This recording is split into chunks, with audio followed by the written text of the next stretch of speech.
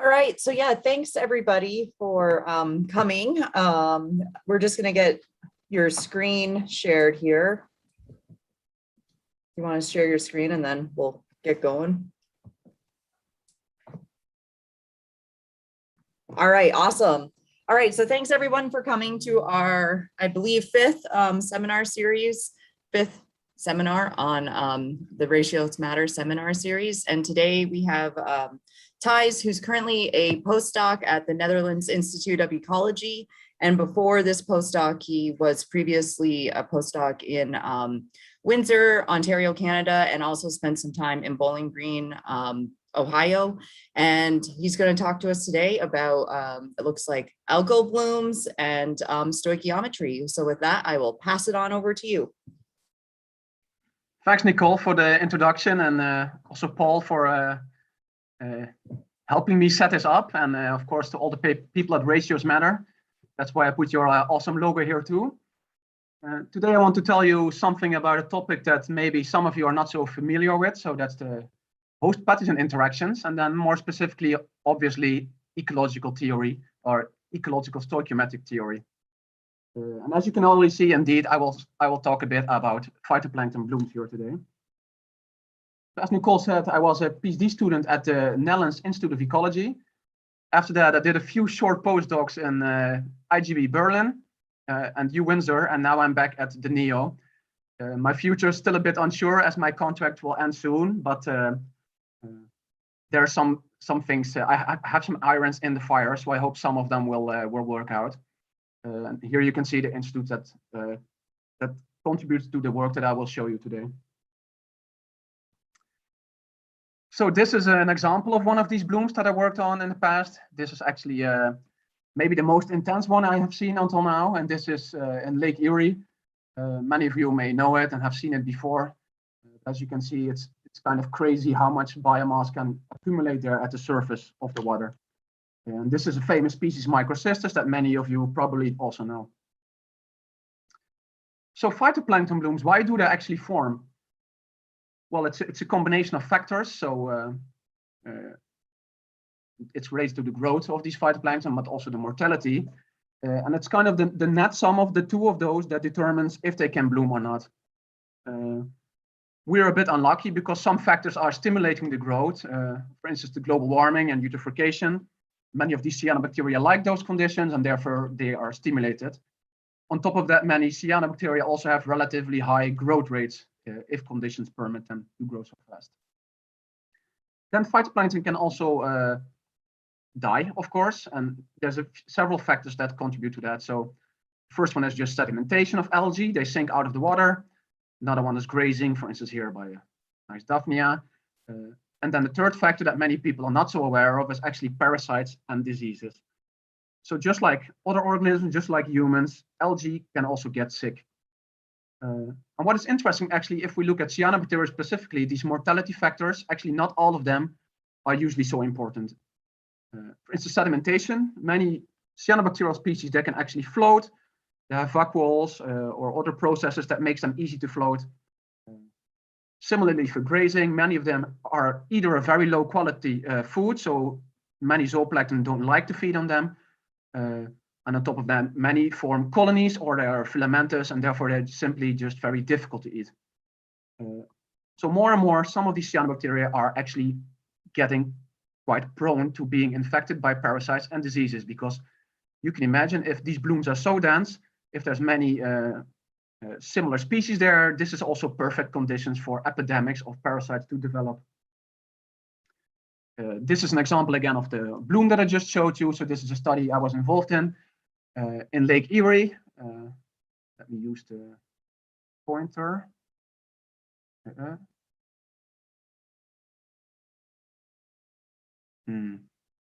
Is it here? Oh, I don't see it. This is the wrong one.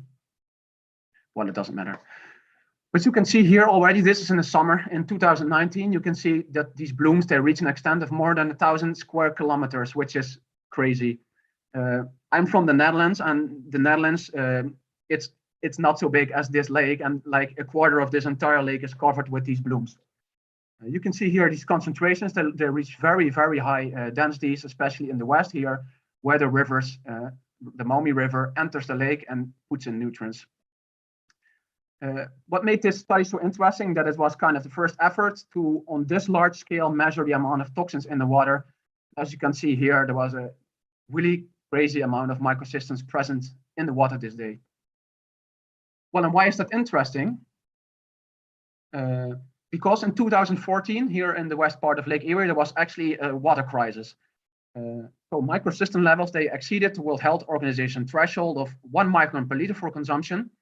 And therefore more than 400,000 people were actually, the water supply was disrupted, but also for industry and other touristic attractions. You can imagine this is very costly if there's no water available. What was cool actually, but specifically about this bloom, is that actually they think now that part of this disaster, so to say, was caused by a virus. So there's a lot of these cyanobacteria present in the water. However, it's not so common that many of these cyanobacteria all die at the same time. And in this case, it was related to the presence of the cyanophage, which kind of coincided with the lysis of these big blooms, and therefore also with the sudden release of a lot of toxins into the water. Well, so why are these diseases important? Obviously, it depends on the perspective that we look at. So we can look at the host perspective. So it makes sense. Very often from the host perspective, parasites are, of course, negatively. But actually, when we look at phytoplankton blooms, parasites are actually something that we want. You can see here, for instance, it's unknown what the effects are of pathogens on the carbon regulation in blooms. You can imagine maybe more pathogens, less algae, so maybe less carbon gets fixed. But maybe if there's pathogens, actually more carbon will sink out, and therefore more carbon can get stored in sediments. Some important pathogens of phytoplankton, they include viruses, as I just showed you, and they can reach very, very high densities into the water. But another group of parasites that I specifically work on quite a bit are parasitic fungi, also called Chytridiomycota. Some of you may know them also from different host organisms because they not only infect phytoplankton, but also a lot of other groups.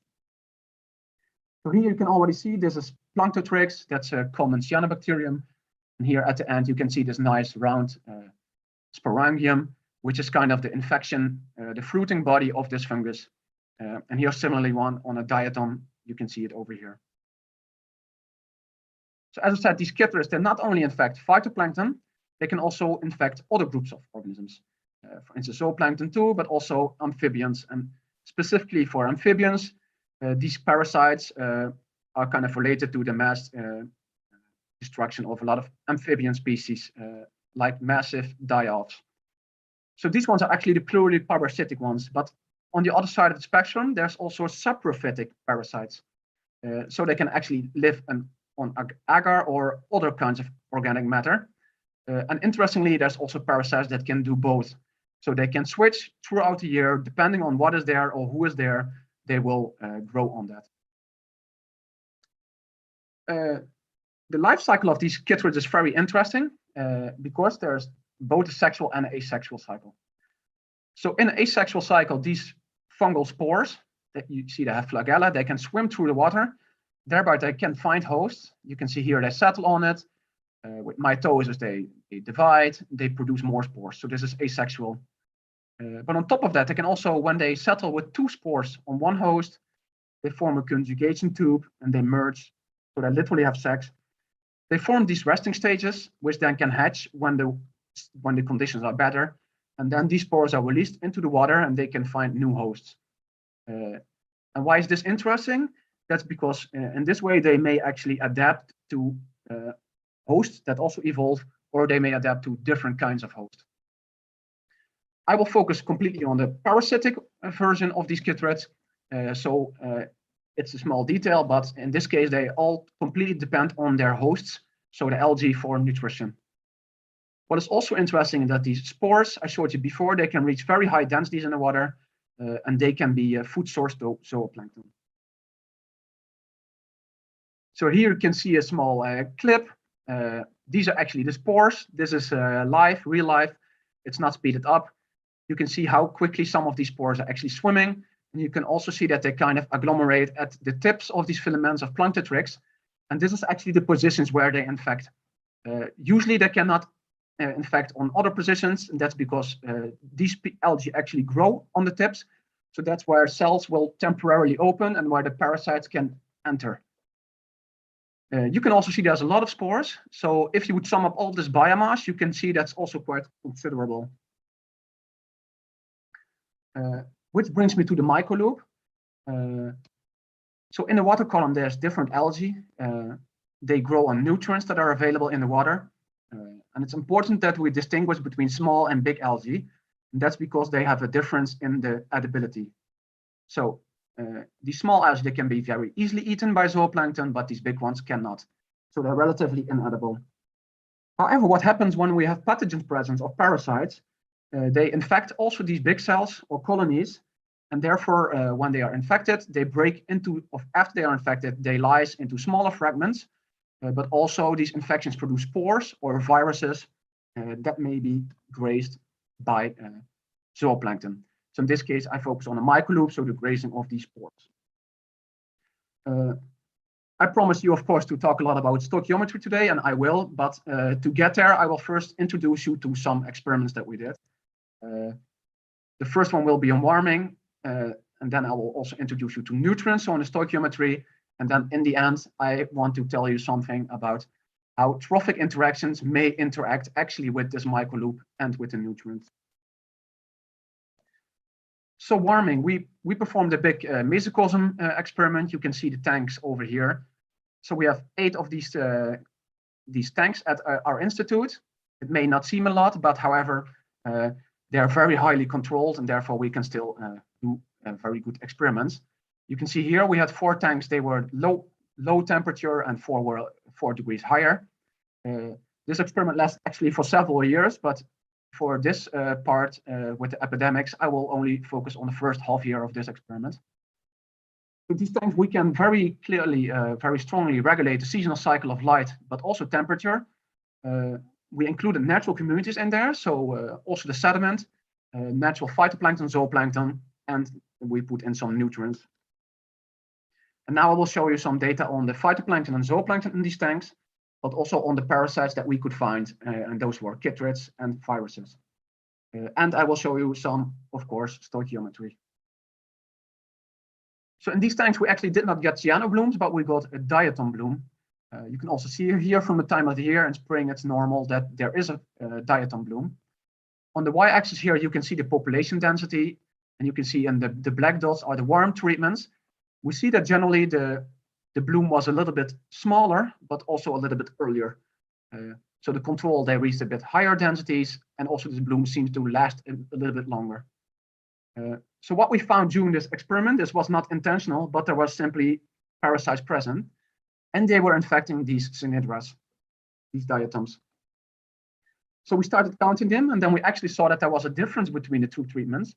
So we saw that also similarly to the peak timing of phytoplankton, we also see that in the warm treatments, the infections came earlier. So this is prevalence. So the percentage of cells infected was roughly 30%, after which it quickly disappears, of course, because also the algae were not there anymore.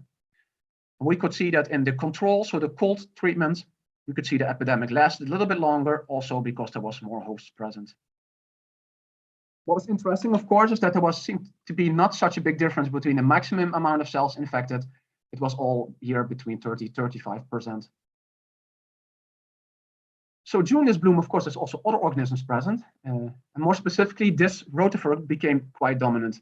This was actually the dominant zooplankton during this part of the year. And what is cool is actually they are smaller than these diatoms. So the dominant algae were large diatoms, and there was other small grazers present that can impossibly eat them because they are made from glass, silicate, but they're also simply a lot larger, so they cannot ingest them. So somehow these rotifers were still surviving. And also here you can see the peaks, the timing also, it not completely matches, but you can see also there's some kind of a time shift between the warm and the cold treatments. And what we think here was that actually the microloop was playing some role, so that the infections, they were providing spores that could then be fed on by these keratella.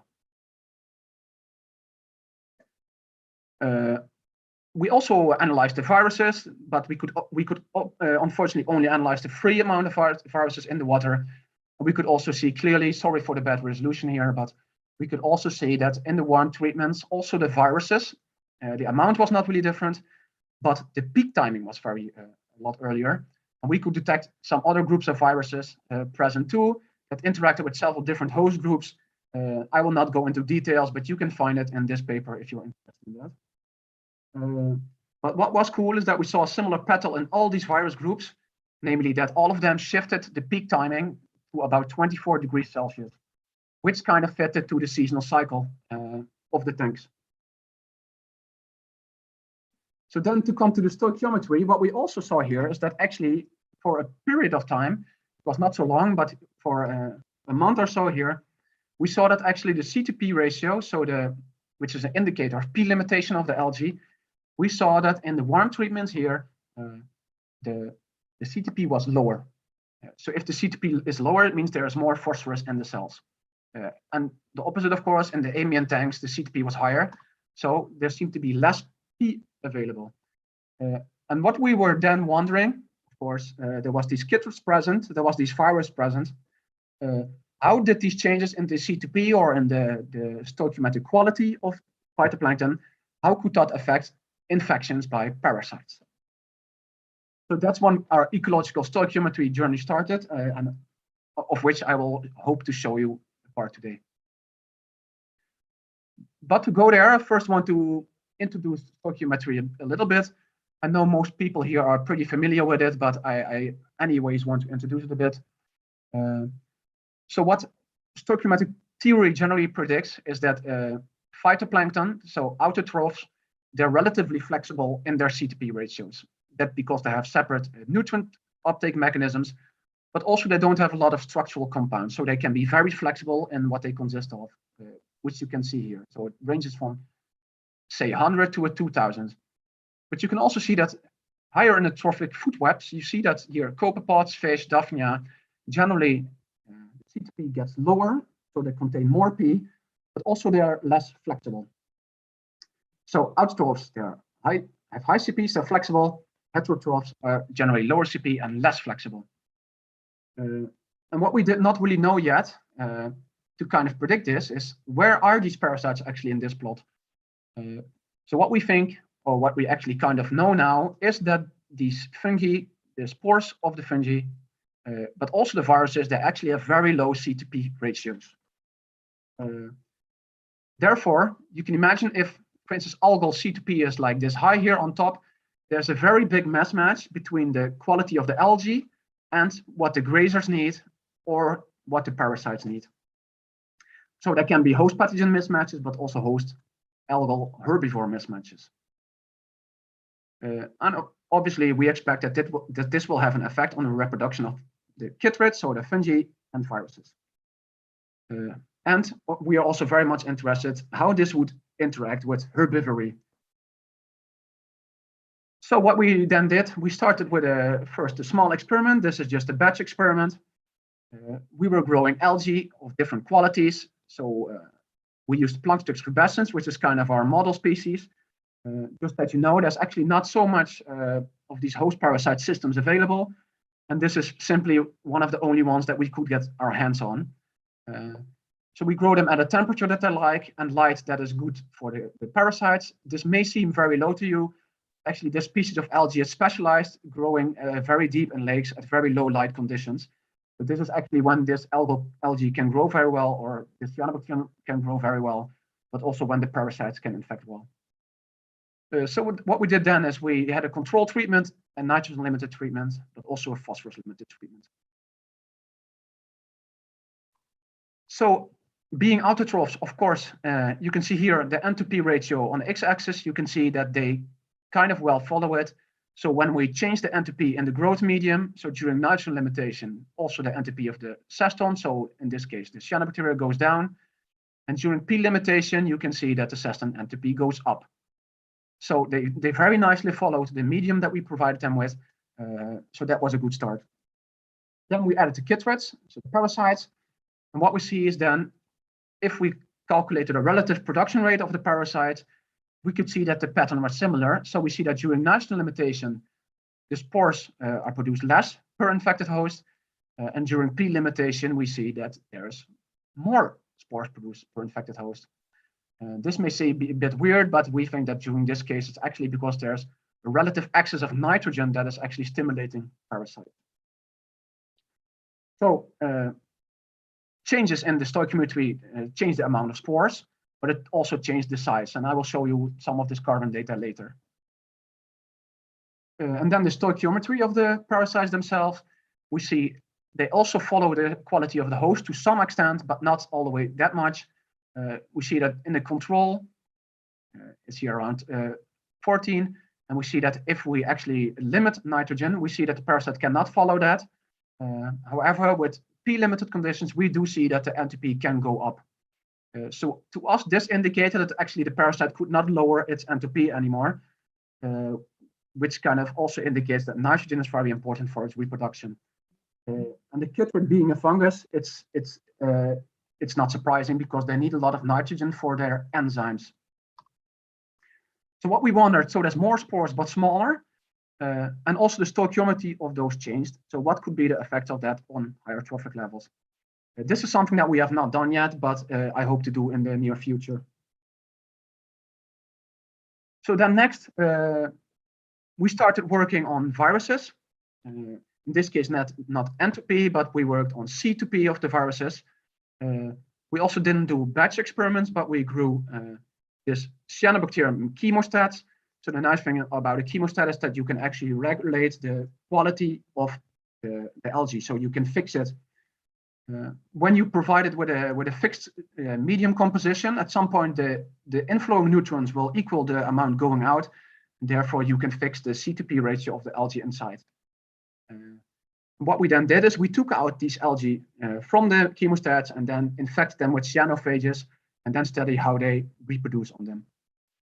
We had 6 different treatments, so different chemostats with different dilution rates.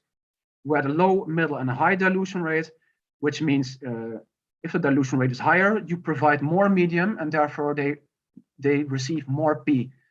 All of them were grown on a P-limited medium, but still, if you provide them with more of it, it means they get more P. On top of that, we crossed it with a treatment of CO2. So you had a low CO2 treatment and a high CO2 treatment. So combining all of these, we had 6 different C2P ratios of algae. What you then do is you infect these algae with a virus, you wait, and then you subsample the tubes and you plate them. You plate them on healthy algae, and then each virus will start infecting. Over time, at some point, new viruses will be released. When they are all on this plate, you can see here each dot that was originally one virus. And on the plate, it starts spreading, and therefore it makes plaques. And what we do is we can count these plaques, and that's kind of an indicator of the amount of viruses produced. As you can imagine, with 6 chemostats and a lot of time points to capture this entire graph, we needed to plate a lot of plates and count a lot of viruses. This was a relatively straightforward experiment, and also you can see here what we found. So you can see with different qualities of host, you see the timing of the viral release changes. You can see for most of them, it takes at least 2 hours before viruses are released. Then you can see here the solid lines, they are the high CO2.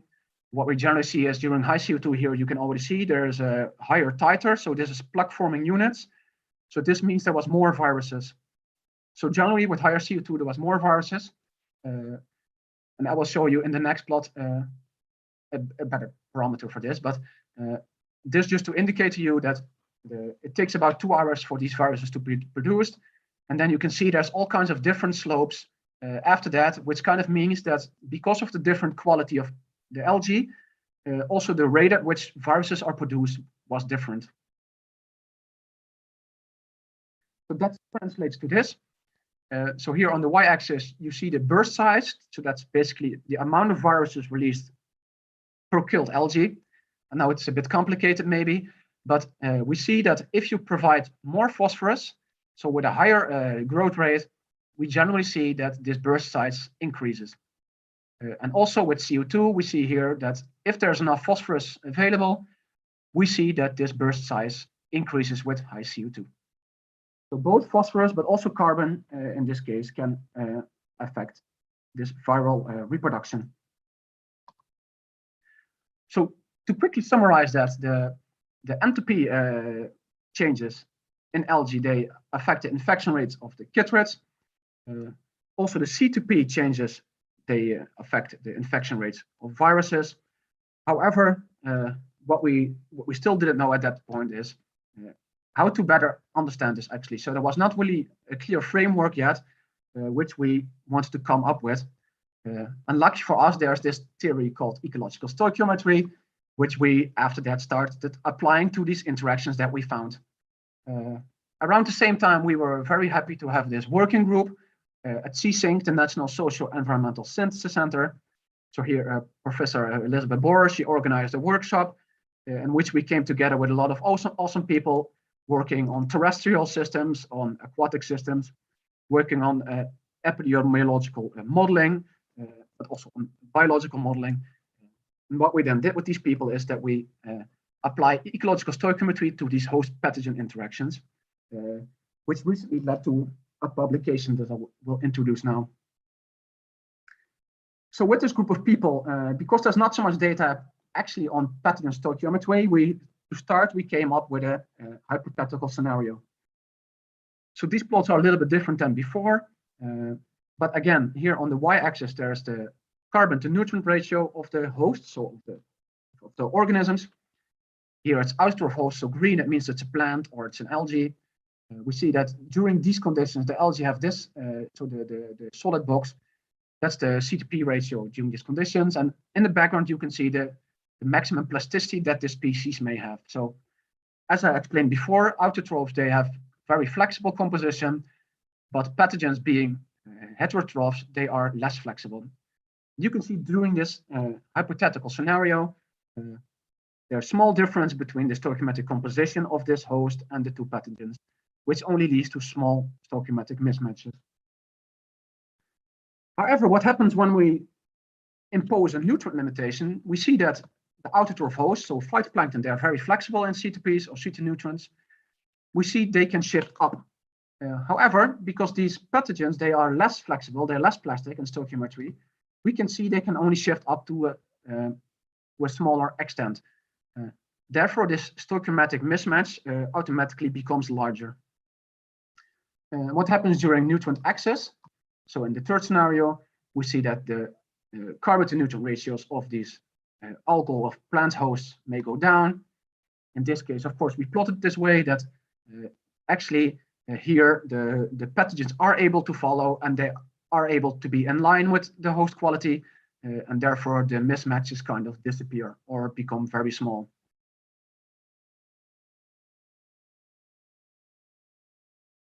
So as the stoichiometric theory predicts, also from there's a lot of work done before on the interaction of herbivores with algae that change their quality. We expanded those hypotheses also to pathogens. And what we kind of assume is that when stoichiometric mismatches increase, the pathogens become more different from the algal host. So it's costly because they need to get rid of excess carbon or they need to take up extra nutrients. And therefore, we think there's a cost to the infection rate of the parasite. So after developing this kind of theory, which basically already existed, but when we applied it to host pathogen interactions, the data that I showed you before with the batch experiment with the chytrids started making a lot more sense to us. So now I plot the carbon to phosphorus ratio on these axes, and what we see is during control conditions, we see there's a small mismatch between the cyanobacteria and the fungi. But when there's P-limited conditions, we see that the algae CP goes up, but also the fungi are well able to follow that. Therefore, there's basically no change in the stoichiometric mismatch, but that also explains why there was only a small change in the infection rates. However, when we look at nitrogen, we saw here that also during control conditions, the algae and the fungi, they are relatively similar. Also, the infections were good during control conditions. However, what we did see is during unlimited conditions, when the host can still increase their carbon to nitrogen ratios, the fungi could not. a big stoichiometric mismatch developed, and we also saw that in that case, actually the parasites were very limited in developing an epidemic. So there was less spores produced, and also the prevalence of the infection became very low.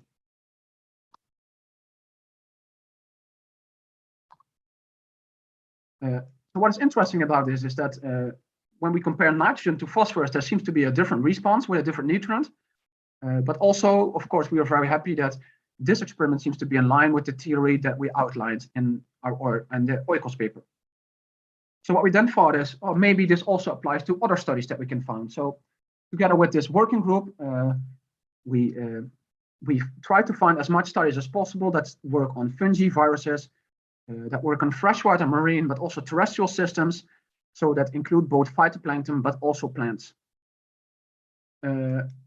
Interestingly, there was some studies present, but we were a bit sad there was not so much present.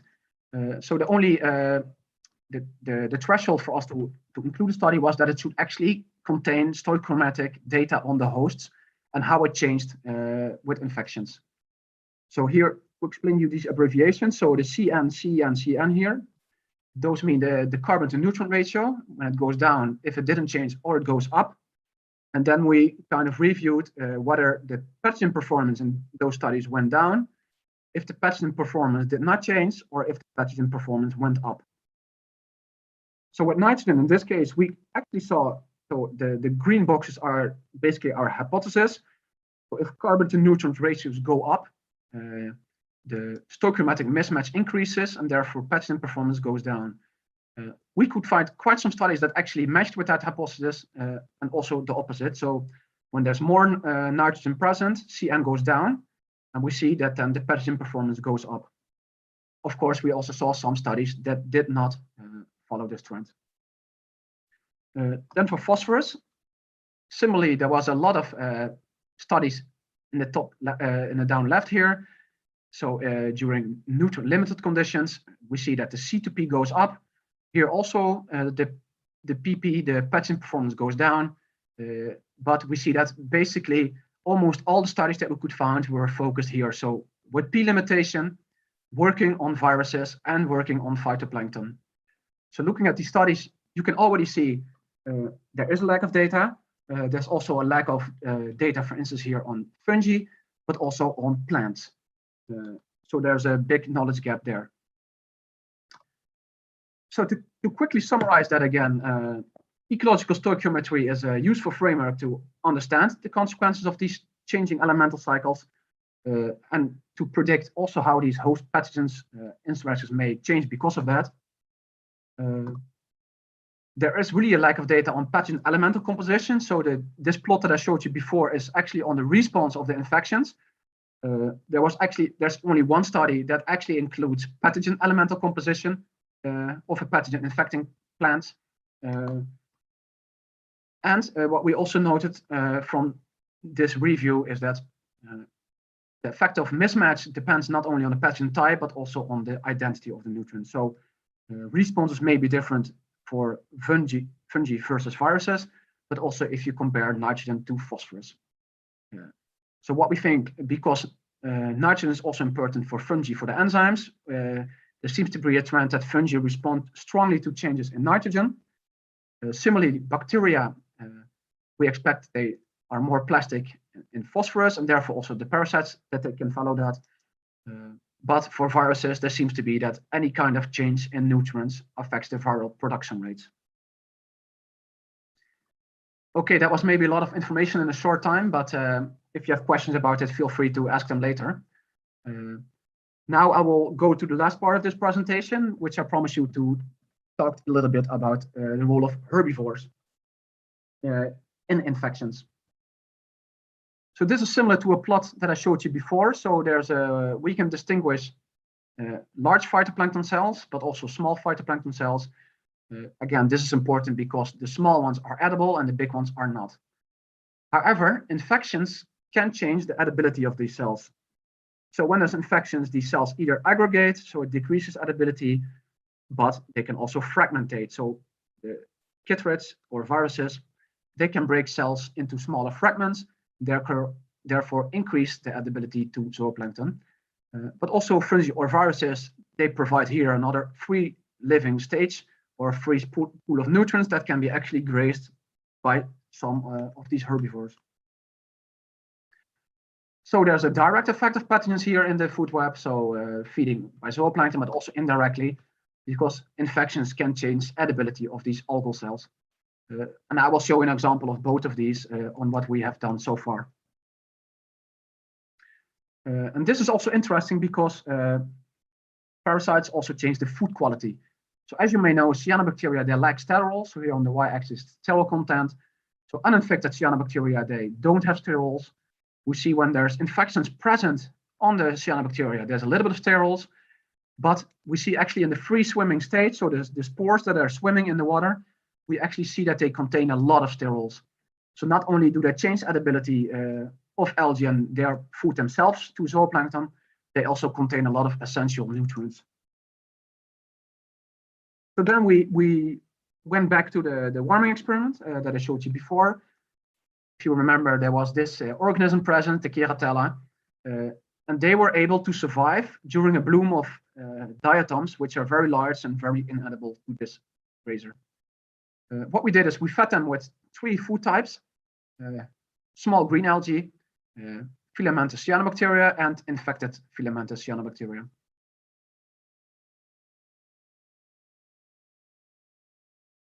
And what we saw is, of course, when you feed them with green algae, we see that they can grow very well. So this is a little bit less than 2 weeks. You can see these rotifers, they can already grow in this short time period. We also see that when we feed them Planktothrix, so the cyanobacterium, we see they can survive for a while, but after that they suddenly die off. And we think this is not because the algae were toxic. We think this is because they were starving. And what we see is when we feed them with infected cyanobacteria, we see that they can actually survive basically as well as when they are fed with the green algae, with good food. So somehow this parasite is facilitating the growth of this rotifer. And indeed, we also confirmed with additional experiments, which I will not show you here, that actually these rotifers, they are well able to eat spores, and they can considerably reduce the amount of spores present in the water, and therefore may actually impact development of new infections on phytoplankton. So then the indirect effect of grazers on these infections. So we were questioning ourselves, can these chytrids change cyanobacteria palatability? So the alability. So just as a background, here is the chlorophyll. We have infected cultures and uninfected cultures. Of course, without infections, they grow. When there's infections present, they grow quite a bit less. And we see that over time, the prevalence of infection was increasing. And what we did is at each of these time points, we took a sample of the algae from each of the bottles and we fed them to Daphnia to see how good they could graze on them. So here you can see one of those Daphnets. You can see here on the inside, this is actually the Planktothrix rubescens. So it's a red. You can see it's kind of accumulating on the filtering apparatus of the Daphnia, which kind of indicates it's not easy to eat for Daphnia. But you can see inside of the gut, somehow they are still able to eat some of it, because this was actually in an uninfected treatment. So the only food that we're having here was cyanobacteria.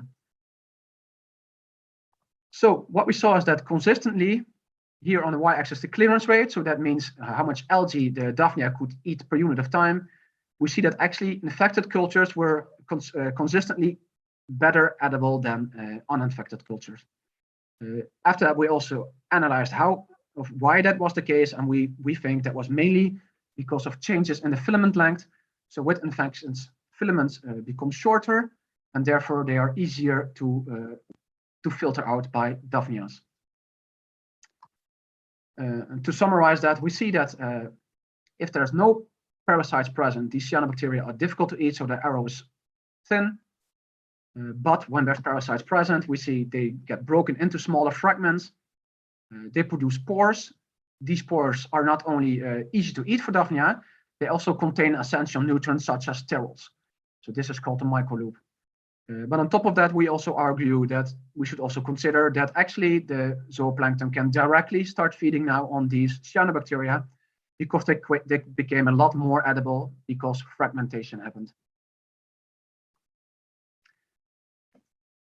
So I'm almost at the end. I just put here another Outlook slide. This is something that I would like to start working on soon, which I haven't yet. So I showed you that these stoichiometric mismatches, they can not only limit pathogens and herbivores. This may also maybe, for instance, limit in natural lakes that zooplankton and parasites can control blooms. So these experiments, they show that actually these herbivores and pathogens can interact to control cyanobacterial diamas. And what I hope to do in the near future, and this is, I specifically stated here, therefore, what we want to do is manipulate mismatches, for instance, here in this graph. We want to manipulate them, that cyanobacterial stoichiometry, for instance, goes down, that we can therefore improve quality for pathogens for them to infect them, and therefore also that herbivores can graze better on them, because we have a strong feeling that actually that if pathogens and herbivores collaborate, to call it that way, they may actually be able to, in a more natural way, graze considerable amounts of cyanobacteria away from the water. Well, that was my last slide. Thank you everybody for listening. To quickly acknowledge the institute that I worked at before, I introduced them before. So University of Windsor, the Leibniz Institute of Freshwater Ecology in Berlin, and my current institute, the Netherlands Institute of Ecology. And of course, the C-Sync Center for providing funding for the workshops that we had. Of course, Ratios Matter, thank you for hosting this. And of course, I want to thank my closest collaborators, but also my supervisors, and mainly Detmer, for inspiring me to work on stoichiometry. Thank you.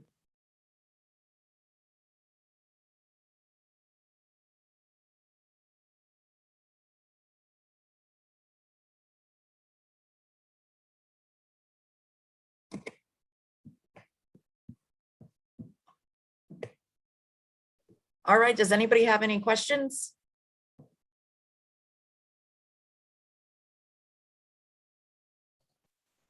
Charlotte says, fascinating work. Thanks for sharing.